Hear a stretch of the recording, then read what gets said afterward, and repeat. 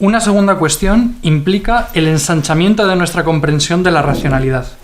Una correcta comprensión de los desafíos planteados por la cultura contemporánea y la formulación de respuestas significativas a esos desafíos debe adoptar un enfoque crítico de los intentos estrechos y fundamentalmente irracionales de limitar el alcance de la razón. El concepto de razón, en cambio, tiene que ensancharse para ser capaz de explorar y abarcar los aspectos de la realidad que van más allá de lo puramente empírico. Esto permitirá un enfoque más fecundo y complementario de la relación entre fe y razón.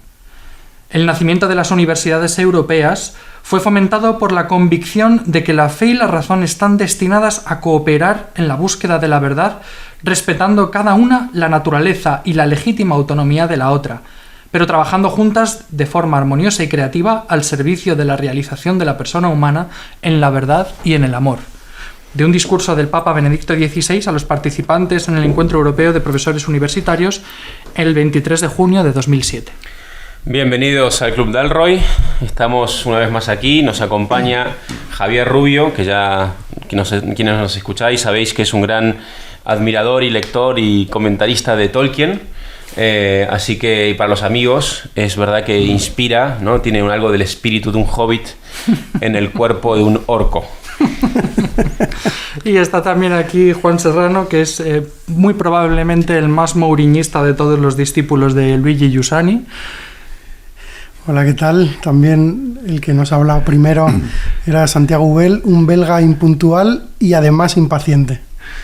Bueno, aquí estamos cobrándose algunas cuestiones del pasado. Nos acompaña hoy, estamos muy contentos de tener a Daniel Sada Castaño. Daniel es nada más ni nada menos que el rector de la Universidad Francisco de Vitoria, donde estamos ahora mismo grabando el programa. Daniel es padre de 4 hijos, está casado con Sonia González. Y bueno, nos parecía muy interesante porque el tema que vamos a tratar hoy sobre la Universidad Católica, pues qué mejor que hacerlo con alguien que ha dedicado prácticamente la mayor parte de su vida profesional a esto, y no solamente profesional, sino que se ha implicado personalmente en muchas cosas. Daniel ha hecho una tesis doctoral, además, sobre un autor, un pensador que sabéis que es muy querido para el Club Dalroy, que es Chesterton, y lo ha enfocado, la tesis trata sobre todo sobre las ideas políticas, sociales y económicas de Chesterton, del famoso distributismo inglés, que algún día espero podamos desarrollarlo más en Dalroy. Y bueno, nada, te doy la palabra, Juan. Sí, queríamos hablar sobre Universidad Católica. Ya nuestros oyentes saben perfectamente que los 3 somos profesores universitarios, que estamos interesados en esto, y aprovechando que ha querido Daniel estar con nosotros, muchas gracias. Queríamos empezar con una pregunta un poco del lugar en el que estamos.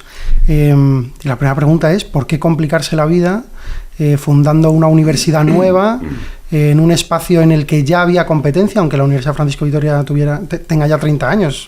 Se fundó en el 93. Existía, incluso en el ámbito de las universidades católicas, estaba Comillas y sigue estando, está el CEU.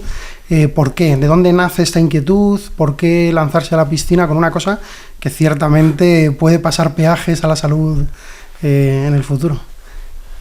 Bueno, buenos días y gracias por invitarme a este selecto club, en el que me siento muy honrado de pasar este rato con vosotros y con los que nos escuchen. Pues la verdad que cuando comenzamos la universidad, o la idea de universidad, estábamos participando, porque prácticamente muchos de nosotros estábamos terminando nuestra carrera, en un movimiento asociativo estudiantil en la universidad pública y queríamos mejorar la universidad pública, y nos dimos cuenta en nuestro propio movimiento, para intentar entender qué aportar a la universidad, tuvimos que reflexionar sobre qué era la universidad de verdad, no la universidad que conocíamos, sino la universidad que querríamos, ¿no?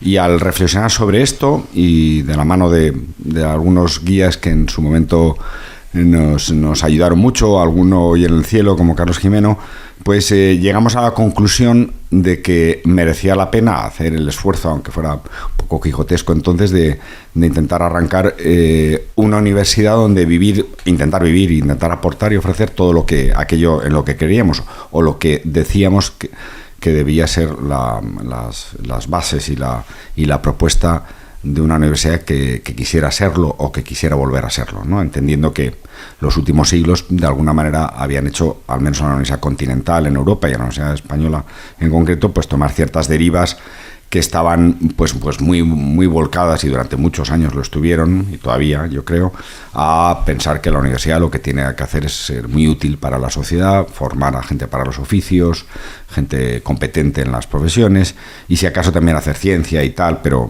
bueno. Entonces, en ese contexto, pues pensamos, ¿por qué no intentarlo? Justo coincidió, porque Dios hace así las cosas también, coincidió con un cambio legislativo en España en el 91, donde se abría la posibilidad fuera del concordato con la Santa Sede de abrir universidades, y así comenzamos, y nos tiramos a una piscina que no sabemos bien qué profundidad tenía el agua y si había agua, pero bueno, 30 años después aquí estamos. A mí me interesa mucho saber, porque, claro, nosotros para empezar somos todos filósofos, humanistas, es decir, estudiamos carreras que no son útiles en el mercado aparentemente, aunque esto podemos discutirlo, pero claro, yo la mayor parte de mi vida universitaria la he pasado en la Francisco Vitoria, llevo ya muchos años, llevo 17 años, de hecho empecé como becario y luego ya estoy aquí como profesor.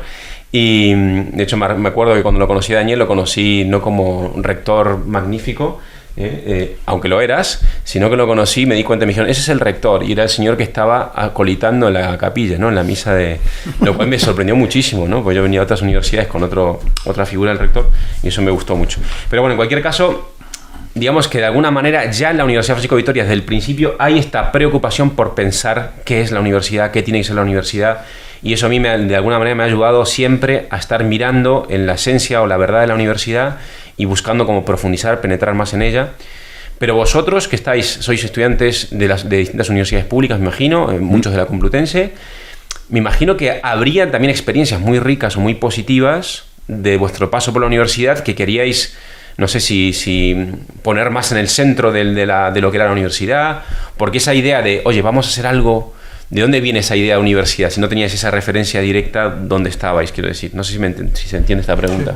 Sí, bueno, la referencia viene de mirar a la tradición. O sea, la universidad es una institución centenaria, 8 siglos, o casi 9 siglos, que nació por alguna razón determinada, es de las pocas instituciones en Occidente que han subsistido como tal, y mirar a por qué nació, para qué nació y cuál ha sido su evolución, seguro nos daba pistas, o había que hacerlo. Entonces, al darnos cuenta de que la universidad, bueno, con estos pilares que siempre la universidad nace para la búsqueda de la verdad, tiene una necesidad y un compromiso de no excesiva especialización y por tanto de síntesis de saberes, porque lo que se trata es de ayudar a la gente a vivir vidas integradas y ayudar a la gente a entender el mundo de manera integrada, y por tanto hace falta síntesis de saberes, porque tiene que estar para la sociedad. La universidad no es para recluirse en un mundo de privilegiados que se dan gusto entre sí, gusto intelectual, sino que es para servir a la sociedad. Bueno, pues todos estos que son fines centenarios de la universidad, nosotros queríamos verlos plasmados. Luchábamos porque, de alguna manera, y con nuestros medios, pues sucediera o surgieran en la universidad pública, pero también nos dábamos cuenta de que era muy bonito intentar hacerlo de raíz y desde el gen del parto, pues hacerlo en una universidad propia, y esto fue lo que... Esta mirada a la tradición se puede comprobar quizá en el nombre que se le dio a la Universidad Francisco Vitoria, que es un nombre muy curioso. De hecho, cuentan historias, un antiguo director de marketing de la universidad contaba que en una de estas jornadas de puertas abiertas le llamaron unos alumnos unos posibles futuros alumnos, le dijeron, ya estamos en Vitoria, ¿ahora dónde tenemos que ir? ¿No? O sea, aquí quiero decir que es un nombre que estaba escondido. Yo supongo que incluso gente de la comunidad universitaria no sabe quién es Francisco Vitoria. ¿Qué supone que una universidad católica en Madrid en el siglo XXI se llame Francisco Vitoria? Esta mirada a la tradición, esta vuelta al origen, pero ¿por qué? O esta vocación social quizá también. Joder, eso daría para una respuesta muy larga, porque en realidad hay una cantidad de matices en este personaje, este dominico del siglo XVI. Hay una cantidad de matices enormes, pero por decir algunos de los que recuerdo que en nuestra reflexión, cuando de la lista de nombres posibles, pues surgieron muchos, y Francisco de Vitoria emergió con una fuerza tremenda, primero porque era un hombre de Dios, un dominico, un gran teólogo, en fin, segundo porque era un gran maestro, entonces era un gran universitario, pero tercero porque en su se le considera padre del derecho internacional por algo, ¿no? Y es que él fue capaz, o sea, no sé si alguna vez la universidad como institución ha jugado un papel o ha brillado en nuestra historia última de los últimos siglos, creo que una de esas veces es la época de la Escuela de Salamanca y de Francisco de Vitoria, porque una humilde universidad, por mucho que nos pongamos estupendos con Salamanca, pero una humilde universidad de un sitio de España le dice a todo un imperio y a todo un emperador, o por lo menos le ayuda a un emperador a discernir qué es lo que tenía derecho o no a hacer España en su conquista de las Indias, que eran esos indios, eran personas, o sea, una serie de reflexiones que condicionaban la actuación del imperio y del emperador, y que venían dadas por alguien a quien se le consultaba, que era a un universitario y a un grupo de universitarios en una universidad. Entonces eso es increíble, ¿no? O sea, es un hito para una institución así,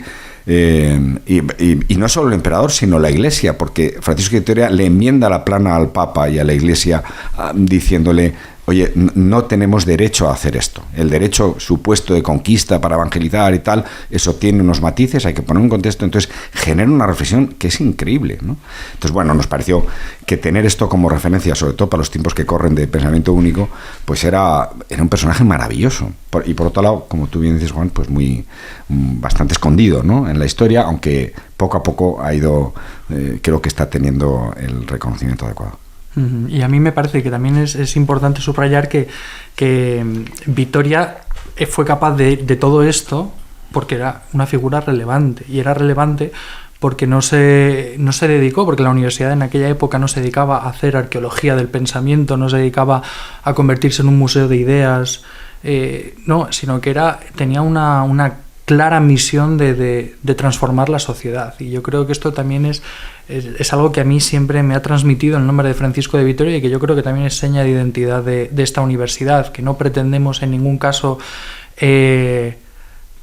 pues eso, que encerrarnos en una burbuja en la que todo encaja, una erudición efectivamente en un puro academicismo, sino que hay una misión muy clara de salir a responder a las preocupaciones, por supuesto, sobre los hombros de los gigantes que nos han precedido, con un respeto absoluto hacia la tradición y un amor genuino hacia nuestros padres y nuestros abuelos, pero también con el afán de responder a las preocupaciones del mundo que nos ha tocado vivir. Yo creo que eso es fundamental. Sí, creo que una de las... Bueno, voy a desvelar una cosa. Hace poco, precisamente, Daniel, sabéis que tengo el encargo de llevar la parte académica de la Escuela de Liderazgo Universitario, y hace poco en una reunión con Daniel me dijo: recuerda que no es una escuela de pensamiento, es una escuela de liderazgo. Yo me he quedado dándole muchas vueltas, he de confesar que al principio con un poco de... Pero he entendido justo esto que decía ahora Javier, ¿no?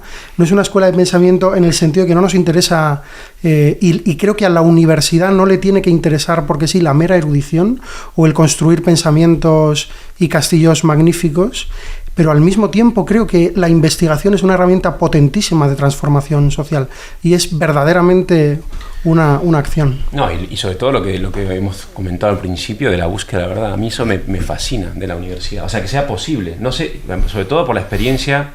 Yo he estado en 3 universidades, o sea, que no es algo común poner en el centro del sentido de la universidad la búsqueda de la verdad, ¿no?, en uno de sus centros. Ahora estamos viendo una universidad, pues eso, que es una empresa en muchos sentidos, que encima a veces se alía con los poderes, ¿no? Tenemos, por ejemplo, el caso de estas universidades anglosajonas, donde de repente cancelan a profesores por decir una cosa, donde se alían un poco con el statu quo, con la opinión pública. Entonces de repente dices: oye, pero es posible otra cosa. Y a mí esto es lo que me parece que hay que rescatar, que hay que proteger, buscar, no sé. Y que no es erudición, o sea, que es la verdad encarnada, y la verdad que va a dar fruto, como la dio el momento en que los dominicos y sus alumnos y tal se ponen a pensar, se toman en serio la vida y el mundo, y Y de ahí salen cosas como bueno, pues todo el derecho internacional y todo esto de Francisco de Vitoria, ¿no? Es cuando la universidad es verdaderamente fecunda y es verdaderamente relevante. Y en este sentido yo creo que el Papa Benedicto XVI, cuando habla de universidad católica, precisamente piensa en esto, piensa en un redescubrimiento de estos valores fundamentales en la universidad. Y yo creo que Juan tenía un texto de Remy Brague. Sí, es que citó María Lacalle, vicerrectora de profesorado, hace poco en una jornada de profesores en la universidad, un texto que pronunció Remy Brague, creo que cuando fue nombrado doctor honoris causa en el CEU, que se llama La Universidad Católica, una tautología. Y queríamos indagar un poquito en esto, ¿no? Porque hay una discusión sobre qué es una universidad católica, cuáles deberían ser cómo es la identidad, ¿no? ¿Qué significa el apelativo católico? Y tenemos un pensador contemporáneo muy reconocido que dice que la universidad es y no puede no ser católica. Y esto no solo entiendo yo que por su historia, y además leyendo el texto, sino por el modo de utilizar la razón, por el modo de enfrentarse de lo que hemos estado hablando, ¿no? A los problemas reales que tenemos delante, y por la confianza, como el optimismo en que la verdad puede ser conocida. Para el rector, para Daniel, ¿cuál es la identidad de una universidad católica?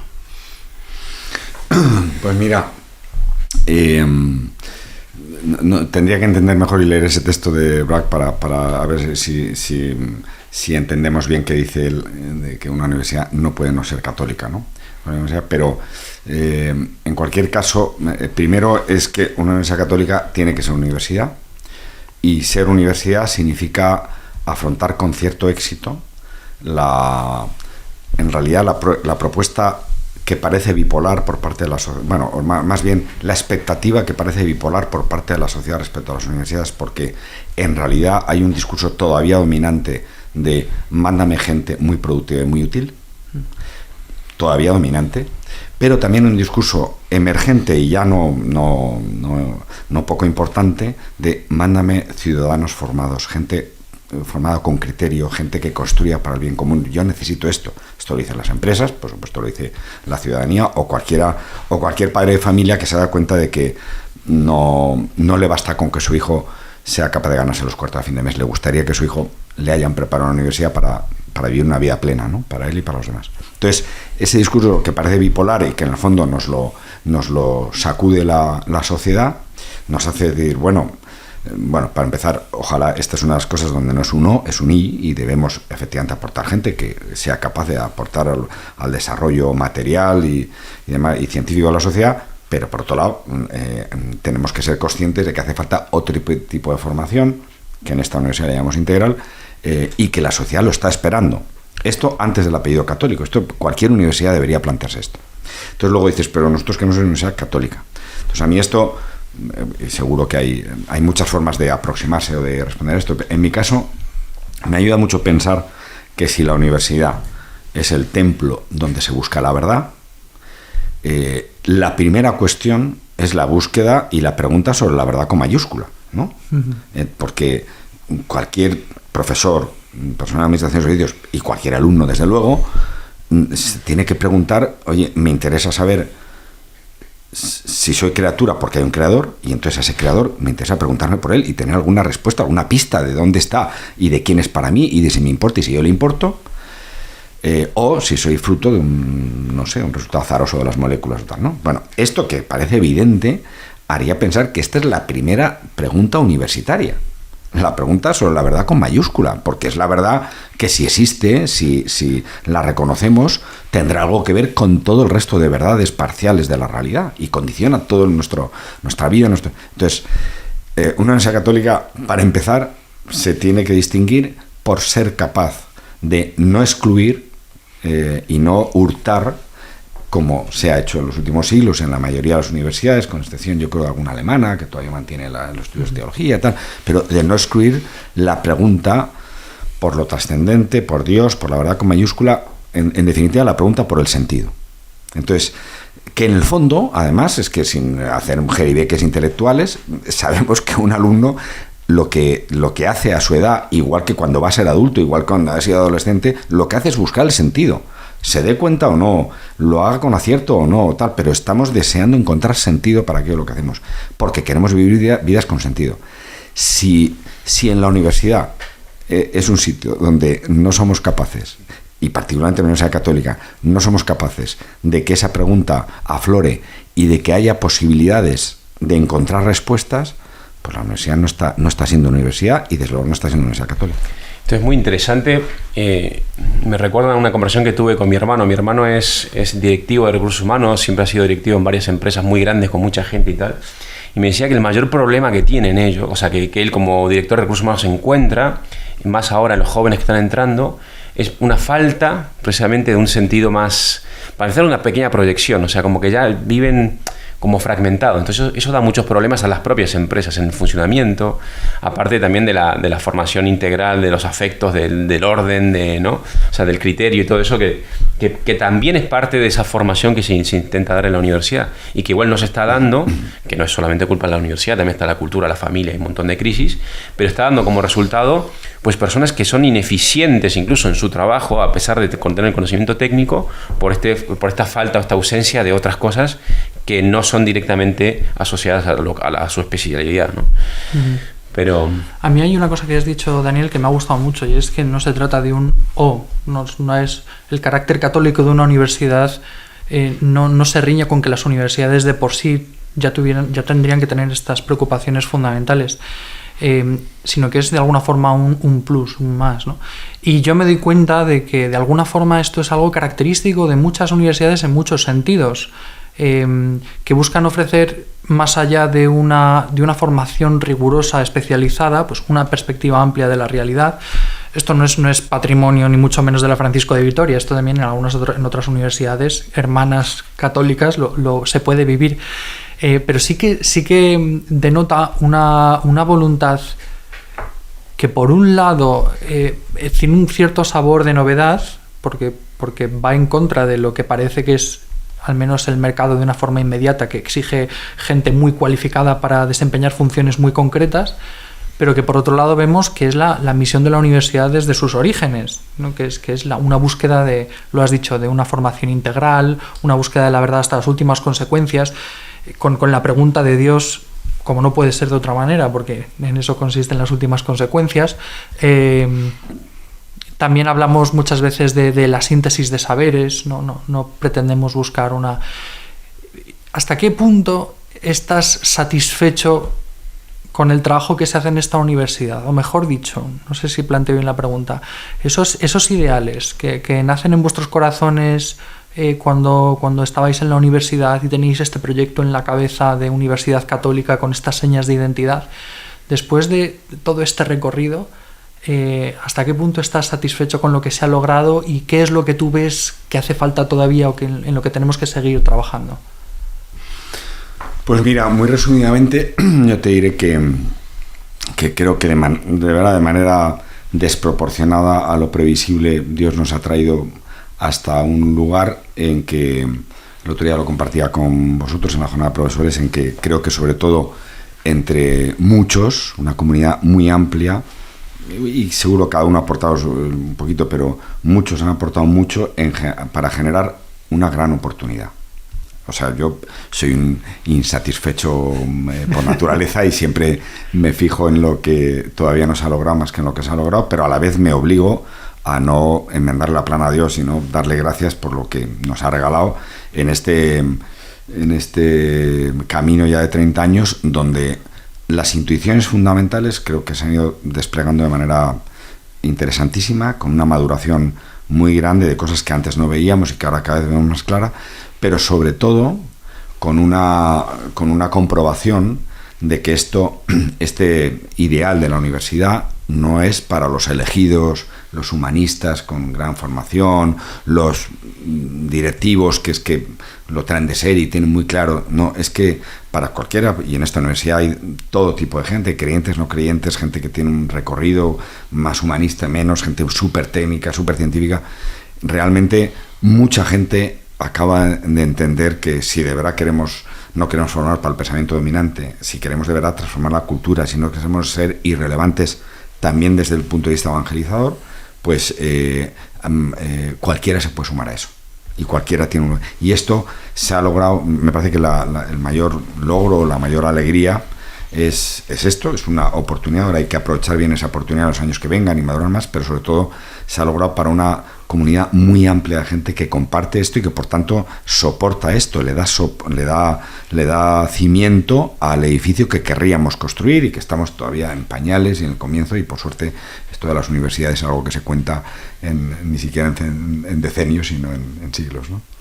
Una de las iniciativas de los últimos años, yo creo que más reconocimiento o que más impacto tiene hacia afuera en el ámbito académico católico de la Universidad Francisco de Vitoria, yo creo que podríamos decir que es el Instituto Razón Abierta, los premios y los congresos que se hacen. Voy a leer la parte de la cita del discurso de Remy Brack que me ha vuelto a traer esto a la cabeza. Dice: un mundo creado por un Dios benevolente, un mundo que Dios ha encontrado digno de ser salvado, un mundo en el cual vive un hombre redimido y abierto a la santidad, debe ser un mundo interesante, digno de nuestro interés a causa de su belleza exterior, reflejo de una bondad interior. El hombre tiene una herramienta que le permite percibir esta verdad de las cosas. Se trata de la razón. Según la fe cristiana, el mundo es la obra de un creador racional, de modo que la razón humana, imagen de la razón creadora, puede entrar en diálogo con las semillas de la razón esparcidas en el cosmos y recogerlas. A mí esto cuando lo he leído, preparando el episodio de hoy y cuando he pensado de participar en las comunidades de Razón Abierta, me recoloca en mi modo tanto de dar clase, enfrentarme a la docencia, como enfrentarme a la investigación y al conocimiento. No solo por el punto de llegada, que también, no solo por la necesidad de transformar la sociedad, sino por el punto de partida, porque aquello que estudio es un destello del Creador, porque este destello del Creador, si uno reconoce esta belleza implícita en el mundo, precisamente porque ha sido creada por alguien que ama el mundo, porque Dios ama el mundo y nos ama a nosotros, claro, se enamora y entonces da clase de un modo distinto, investiga de un modo distinto, está de un modo distinto. Creo que una de las bondades de la universidad, no de la Universidad Francisco de Vitoria, que por supuesto también, sino de la universidad, es esta comunidad que nos permite recordarnos que no estamos hechos como dice Dante cuando habla de Ulises, ¿no? No fuisteis creados para las cosas, ¿no?, como los cerdos, para las cosas banales, sino que incluso en esas cosas hay algo grandioso, hay un rastro del Creador, y esto que a un médico, a un ingeniero, a un economista, a un filósofo... Igual aquí está conveniente hacer una distinción, porque a veces cuando planteamos la verdad en la Universidad Católica como centro, alguien lo puede entender desde fuera como, estos creen que ya poseen la verdad, entonces ¿qué van a hacer? Eso, ¿no?, es muy importante. Entonces, a mí me acuerdo cuando era estudiante de la Complutense de Filosofía y un día era hippie, estudiante, malamente católico, entonces una fiesta. ¿Eras hippie? Ya no Sigues siendo malamente católico. Malamente católico lo sigo siendo. Pero ayer era más porque estaba medio con unas copas con un colega y me dice, pero ¿tú cómo puedes estudiar filosofía y ser católico? ¿No? Como diciéndome, claro, si ya la verdad está, ¿para qué? No, es precisamente esto. O sea, si tú te acercas a esa verdad que se te presenta en la vida y la sabes reconocer, no significa que la poseas. Significa que, para empezar, tienes la confianza para lanzarte al descubrimiento, a la profundización en las cosas. El texto que has leído me ha encantado en ese sentido, ¿no? La distinción entre poseer y buscar la verdad teniéndola de alguna manera, ¿no? Sí. Pero es que es como te lanza una confianza en la razón, una razón que puede conocer aquello que está bien hecho, que es inteligible, que es, ¿no? Hay como toda una consecuencia de ese punto de partida. Y en este sentido hay una paradoja, y creo quiero que Daniel nos diga algo sobre esta paradoja, que no sé formular muy bien, porque acabo de pensar que es que hay un modo católico de estar delante, católico en este sentido cristiano, como confiado en que las cosas se pueden conocer y son buenas y merece la pena, que que en alguna parte de lo católico, en ese sentido que decía Santi, que vive lo católico de modo ideológico o que ha asumido como un sombrero que se pone y que le impide mirar la realidad, puede desaparecer. Y al revés, habrá personas que no tengan el don de la fe, que no tengan fe, pero que sean insaciables buscadores. Y yo creo que en este sentido podemos reconciliarnos con esto que decía Brack de la Universidad Católica como tautología, ¿no? No necesariamente confesional, aunque evidentemente es un rasgo distintivo, como condición indispensable quizá, pero no suficiente, ¿no? Podríamos decir, tiene que haber una capilla, un capellán o alguien que hable de estas cosas, pero en la actitud del universitario, la actitud de buscador. Por eso digo que puede haber católicos que tengan la fe, pero que hayan dejado de buscar porque crean que ya lo tengan todo aprendido, y esto afecte a cómo dan clase o a cómo estudian o a cómo se relacionan con las personas, y al revés. Puede haber personas que no tengan el don de la fe y que sin embargo estén hambrientos de sentido en la realidad. ¿Y qué tiene que ver esto con la Universidad Católica? O sea, no solo puede, sino que sucede. Es que esto yo creo que lo vemos todos los días. Cada uno tendrá su percepción, pero yo hay muchas veces que me siento más a gusto en el camino con gente que quizá no puede decir que cree, o gente que no sé si cree, pero por ejemplo no practica una religión concreta o tal, pero que realmente son de una búsqueda auténtica y sobre todo de una confianza profunda en que estamos bien hechos, aunque no puedan afirmar si estamos hechos o no, si por alguien. Y ese alguien se le resiste, pero en el fondo no miran desde la sospecha o desde el negativismo a la realidad, saben que merece la pena vivir ciertos valores, aunque curiosamente no tengan en dónde colgarlos esos valores, pero se dan cuenta de que hay valores que nos dignifican y cosas que nos dignifican y cosas que nos envilecen. En fin, me siento más cómodo a veces con este tipo de personas que con personas que formalmente son creyentes, lo dicen, pero tienen una mirada a veces tan negativa sobre la realidad, a veces tan academicista o tan intelectualista o tan supremacista de pensar que estamos en una época donde ya no estamos en un mundo poscristiano, pagano poscristiano, donde de alguna manera los cristianos o los que tenemos el don de la fe tendremos que ir al encuentro de realidades donde eso no es ayornamiento, no es de repente renunciar a nada, es decir, ¿cómo hago para no hablar desde una posición en la que ya no estoy? Porque ya no hay esa ¿cómo se mayoría esa social, hegemonía cultural que tuvo la Iglesia, eso no es más. Entonces hace falta una mirada a veces tan distinta que creo que en la universidad encontramos gente que precisamente por ese estamos bien hechos, la realidad merece la pena ser conocida y tal. Hay mucha gente que recorre el camino, a veces sin el don de la fe, o a lo mejor son más creyentes de lo que ellos creen, pero de una manera auténtica, portante y tal. Y hay otros que son muy agostantes, verdaderamente a uno le drena energía a veces cierto catolicismo oficial que es muy desesperante. Sí. Bueno, ya tenemos el tiempo, se va echándonos encima. Entonces, perdón, no. Vamos bien. Yo quería hacer la pregunta, quería asegurar la pregunta de la paternidad, porque a mí me gusta mucho, pero no sé si queréis hacer... Sí, no, o sea, tenemos pensado ahora aterrizar un poquito más en lo personal. Sí. Entonces, correcto. Efectivamente, claro, nosotros somos neopadres. De hecho, los tres. Eso es, los tres con hijos muy pequeños. Santi se estrenó un poco antes que los demás, pero compartimos esta etapa de la vida preciosa, extenuante y un poco aterradora, en la cual de repente nos damos cuenta de que hay gente pequeña que se va a fijar en nosotros pues para cosas, ¿no? Y yo no soy ejemplo para nadie, y Daniel, que tiene 4 hijos, 3 que ya han terminado la universidad y uno que la empezará el año próximo, pero que ya ha pasado esta etapa en la cual nosotros estamos. Le queríamos pedir a Daniel que nos dijera algo, no sé si de esperanza o de no sé, sobre la paternidad. O sea, además, padre de hijos varones, todos ellos. Sí. Yo quería añadir a esto que dice Juan un matiz, y es que somos conscientes, porque esto es algo que nos repetimos continuamente, que no es algo que dependa de nosotros. O sea, que está la gracia de Dios actuando, que nuestra misión es hacer las cosas lo mejor posible y estorbar lo menos posible muchas veces, pero aún así hay un cierto vértigo y hay una cierta como necesidad de estárnoslo repitiendo y de estarnos motivando. Entonces no sé si tú, que ya has pasado eso y que ya tienes esa experiencia y puedes mirar atrás y unir los puntos y estas cosas, nos puedes decir algo al respecto. Pues no sé, uno a veces no se siente muy digno de dar consejos en cosas tan complejas, ¿no? Como ser padre es muy complejo. Pero creo que sí todos podemos decir, yo os puedo decir que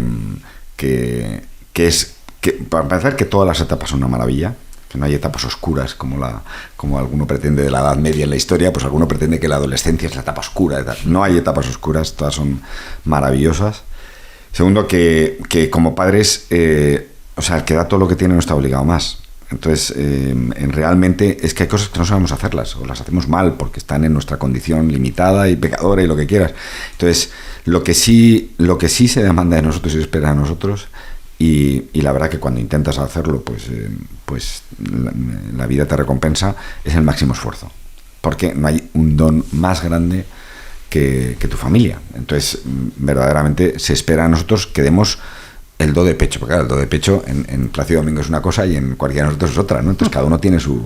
Entonces creo que el esfuerzo renovado y permanente y confiado en que no hay nada definitivo, en que lo que parece que es una tragedia tremenda, una tendencia tremenda, un problema tremenda con un hijo, con una hija, pues todas se acaban causando, las cosas tienen ida y vuelta, en fin, mucha confianza en que esto es un camino de muy largo recorrido, que se va fraguando poquísimo a poquísimo, que cada gota importa, y que al final la educación que nos toca hacer en la universidad toca hacer en la familia, la educación es una sucesión de micropresencias, de microamores, de microoraciones y de microentregas que duran mucho tiempo y que hay que perseverar en eso porque es precioso. Vosotros estáis en estas y yo estoy en que dentro de poco espero tener nietos.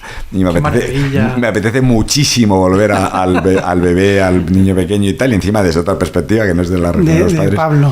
De Pablo.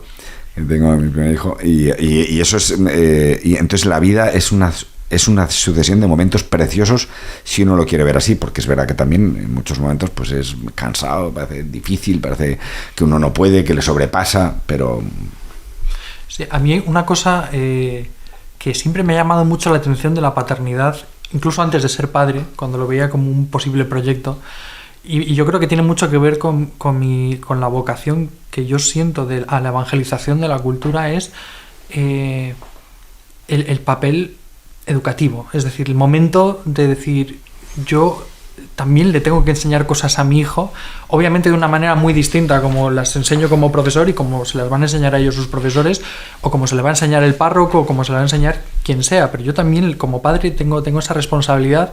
No sé si tú tienes en la memoria así recuerdos de momentos o de ocasiones o de circunstancias en las que tú has visto que esta faceta tuya de padre educador ha relucido de una forma particular o muy presente o muy especial.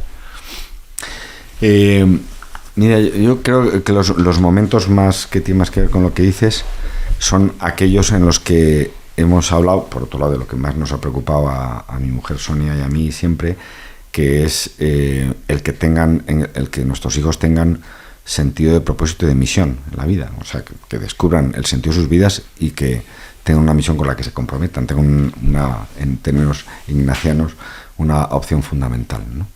Entonces, realmente, aquellos momentos donde nosotros, desde nuestra experiencia pobre o limitada o tal, pero hemos podido mostrarles la coherencia de que merece la pena, de que la vida y Dios en la vida te devuelve siempre generosamente cuando tú optas por intentar ser coherente con una misión y cuando realmente todas las cosas que haces, que estudias, en las que te comprometes, a las que dedicas tiempo, tienen una orientación, responden a una opción fundamental que ordena eso, ¿no? En vez de la dispersión de voy dando disparos por los pasillos y a la primera cosa que me interesa me voy y luego me cambio. Entonces, este punto para nosotros ha sido el punto educativo fundamental, que luego tiene que ver con la fe en sí mismo, claro, por supuesto. Entonces, y muchas veces los cuestionamientos por parte de nuestros hijos, como las rebeliones o el abrir los ojos y ver que les está calando, han tenido que ver con este tema, ¿no? Añadiría, porque no me puedo resistir a hacerla, una última pregunta, aprovechando que tenemos aquí a Daniel, y es qué sabe el Daniel de hoy que le hubiera gustado saber al Daniel de principios de los 90. No solo por la universidad, sino por la Universidad Francisco de Vitoria o por la fundación, o sino también, pues eso, por el matrimonio, por la paternidad, etcétera. O sea, ¿quién es Daniel hoy? ¿Qué sabe no solo en el sentido intelectual, o sea, qué conocimientos tiene, sino cómo se enfrenta a la vida o cómo mira, que le hubiera gustado tener al Daniel de hace 30 años? Pues mira, te lo digo rapidísimo porque lo tengo muy claro. Y es que yo hoy me doy cuenta con mucha más madurez y tristemente en muchos momentos no la he tenido, no la he sabido tener. Me doy cuenta de que la persona es mucho más que su interacción conmigo y su comportamiento conmigo. Y entonces he juzgado demasiado rápidamente, con demasiada poca escucha, con demasiada poca espera, a muchas personas que me ha tocado juzgar porque las he dirigido o por lo que sea, y no lo he hecho bien. No lo he hecho bien porque es que no lo hacía desde esta perspectiva, que es que la persona es mucho más que cómo se muestra. Y como se muestra a veces son fachadas que tenemos, y que cuando sabes más datos te das cuenta de por qué la persona actúa así, por qué reacciona así, por qué te ha puesto esa zancadilla, por qué te fue infiel, por qué. Entonces, cuando eres capaz bueno, lo que he aprendido ahora es que tengo que invertir mucho más en escucha, en espera, en mirada posibilitadora a los demás, mucho más. Con mis hijos, con mi mujer, pero por supuesto con mis colaboradores, con mis compañeros en el trabajo. Bueno, y como siempre, toca despedir, ¿no? Yo creo que todos nos quedaríamos un rato más hablando, incluso sin micrófono, con un whisky y un puro más todavía, pero toca despedir el episodio, pero como siempre, o por primera vez esta temporada, esta segunda temporada del Club Dalroy, nos toca recomendar libros, y como siempre dejamos al invitado, para no pisarle, que no sé si has traído algún libro que quieras compartir con nosotros, Daniel, sobre este tema, Universidad Católica. Pues bueno, hay muchísimos, están los clásicos de Ortega, Newman, algunos discursos maravillosos que no son libros, pero son para enmarcar de Papa Benedicto y tal. Pero yo hay dos que a mí me ayudan. Claro, a mí me toca pues dirigir un barco donde hay mucha gente subida y donde yo tengo que intentar pues que esto suene armonioso y que toquemos como orquesta y no vaya cada uno como... Entonces hay dos libros que últimamente me han gustado. Uno es bueno, yo creo que tiene 3 o 4 años, que fue que escribió uno que fue decano de Harvard, que se llamaba Excelencia sin alma, Excellence Without the Soul, que no sé si está traducido al español, la verdad es que creo que no, pero que merece la pena, porque es una experiencia, por supuesto, subjetiva y tal, pero muy interesante, de alguien que está en la cúspide del prestigio universitario, en Harvard y en tal, y que hace un cuestionamiento muy, muy duro, como para decir, se puede ser excelente oficialmente, se puede ser tal, y sin embargo haber perdido el alma, haber perdido, por tanto, el propósito, que eso me lleva a la recomendación del segundo libro, que este sí lo tengo aquí, que se llama The Purpose Driven University. O sea, el tema de que las universidades, ojalá, y particularmente las católicas, pero todas las universidades, sean capaces de entender, y bueno, cualquier institución, de que es fundamental tener un propósito, de que si no eso es una carrera alocada a, bueno, o sea, a satisfacer la rentabilidad de los accionistas o a no sé qué, o a sobrevivir en el mercado, no. Tiene que haber un propósito, y tiene que ser un propósito que conecte con la necesidad de la sociedad, con la necesidad del bien común. Eso me parece muy interesante, y este libro, de una manera superficial, pero me parece que con cosas interesantes, prácticas, pues llama la atención sobre algo que no es baladí, porque es muy fácil perder en el horizonte, que tú no estás para administrar business as usual y venga, y un día tras otro. Estás para hacer algo que encamina hacia algo, hacia una meta final que te tiene que orientar, y que tiene que orientar cómo utilizas tu tiempo, tus recursos, tu talento y todo, ¿no? Y esto en las instituciones es muy importante, pero en las universidades creo que particularmente. Bueno, yo aparte de este que hemos citado, ¿no? De Remy Braque, que es un discurso relativamente reciente, pero yo creo que ilustra muy bien, aunque no sea un libro, pero ilustra muy bien esta idea de universidad católica en el siglo XXI, que no renuncia a la apertura y que es tautológicamente católica en este sentido. Hay que hacer un poco de malabares, pero yo creo que si uno lo lee lo puede entender. Traigo una cosa en realidad bastante desconocida, que no sé si te envía a ti, Daniel, pero seguro se lo envía al padre Florencio, que no es un libro, se titula Una idea de universidad católica, de un profesor que fue profesor mío de antropología filosófica, Alfonso Pérez de la Borda, de quien guardo un cariño, que está bastante enfermo y es mayor. Y es una especie, como un intento de hacer una constitución, como unos puntos fundamentales, como si fuera una norma, ¿no? Pero como él lo teñía todo de filosofía y de teología, es cortito, son 21 o 22 páginas, y creo que da en la clave de algunas cosas con su lenguaje, por si alguien le conoce, a veces un poco enrevesado y con palabras inventadas por él, pero que da en la clave de algunos puntos, yo creo que definen también lo que somos en Francisco de Vitoria y lo que debe ser una universidad católica. Pues no me lo has enviado y te pido que me lo envíes. Pues te lo enviaré ahora mismo. Yo voy a traer aquí, más que un libro, es una conferencia de un pensador español actual que he recomendado mucho en el Club Dalroy, que es Higinio Marín.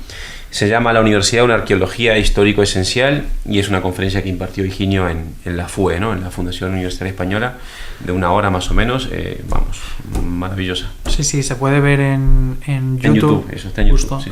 Y toca mucho de los puntos de los que hemos hablado, especialmente de la relación de la universidad con sus orígenes y con lo que movió a esos primeros estudiantes, a organizarse junto con profesores para sacar este proyecto milenario adelante. Y yo quería recomendar, porque le tengo mucho cariño al profesor Alejandro Llano, un librito que escribió, Repensar la Universidad, que es un libro que hay que leer. A mí me encanta, pero es verdad que hay que leer con una cierta precaución, porque Alejandro Llano vivió este desencanto de la universidad de una forma un poco dramática y personal, pero a mí me encanta por las pistas que da de hacia dónde debe ir la universidad para que vuelva a descubrir su propia naturaleza y que siga teniendo sentido en la sociedad. Y yo creo que además es un librito muy cortito, que se lee muy bien. Alejandro Llano se le lee muy bien por lo general, y ya está. Nos ha pasado una cosa, yo creo que los 4 hemos pensado, nos vamos a llevar los de siempre, los clásicos sobre la identidad de la universidad, porque ya lo va a llevar otro. Entonces yo creo que a lo mejor, pues hablando de Newman, ¿no? De Idea of a University, o Ortega, Misión de la Universidad, los clásicos, ¿no? A lo mejor en las notas del episodio los podemos añadir también, porque son los, hemos traído como hemos dado algo. Hemos dado por supuesto. Eso es, pero son los clásicos. Los basics. Bueno, muchísimas gracias, yo he disfrutado muchísimo. Daniel es un reconocido por él escuchante del Club Dalroy, y ahora está de este lado, así que le agradecemos muchísimo que has aceptado nuestra invitación. Oye, me voy tranquilo porque no me has hecho preguntas comprometidas que fuera de micrófono habías dicho que me ibas a hacer sobre las obras de la universidad, sobre el atasco de acceso, sobre el parking. Ya, podemos hacer una segunda, ¿no? A lo mejor el año que viene, justo el curso que viene, con la capilla abierta y con el... Exacto. ¿Cómo volver? No, a ver si conseguimos grabar un episodio como Dios manda, con whisky, con tabaco, como se debe hacer, que es como nos gusta además, pero bueno. Pues por favor, ahí sí, invitadme. Venga, muchas gracias. Gracias a vosotros.